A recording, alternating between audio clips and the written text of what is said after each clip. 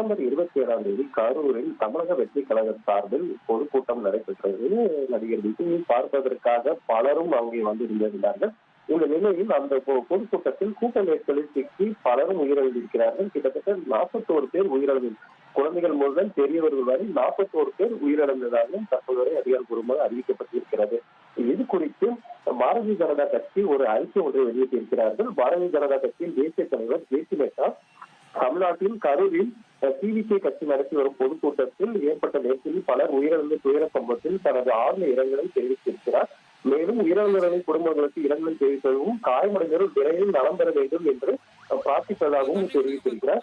இந்த துயர சம்பவம் எவ்வாறு ஏற்பட்டது என்பதை ஆராயவும், பாதிக்கப்பட்ட குடும்பங்களை சந்தித்து ஆறுதல் அளிக்கவும், விரைவில் அறிக்கை சமர்ப்பிக்கவும் தேசிய தலைவர் ஜே.பி. நட்டா 8 பேர் கொண்ட குழுவை அமைத்திருக்கிறார். அதாவது தேசிய ஜனதா குழுவை அமைத்திருக்கிறார். அந்த குழுவில் உள்ள உறுப்பினர்கள் Hema Malini MP, Anurag Thakur MP, Tejasvi Surya MP, Shrikant Sherde MP, Rekha Sharma MP உள்ளிட்டவர்கள் 8 பேர் கொண்ட குழுவை அமைத்திருக்கிறார். அவர்கள் விரைவில் கரூர் சென்று அங்குள்ள பாதிக்கப்பட்ட மக்களை பார்த்து அவர்களுக்கு ஆறுதல் கூறியும், பிறகு இந்த சம்பவம் எப்படி நேரிட்டது என்பது குறித்தெல்லாம் விசாரித்து ஒரு அறிக்கை விரைவில் ஜே.பி. நட்டாவுக்கு அறிக்கை சமர்ப்பிக்க இருக்கிறார்கள்.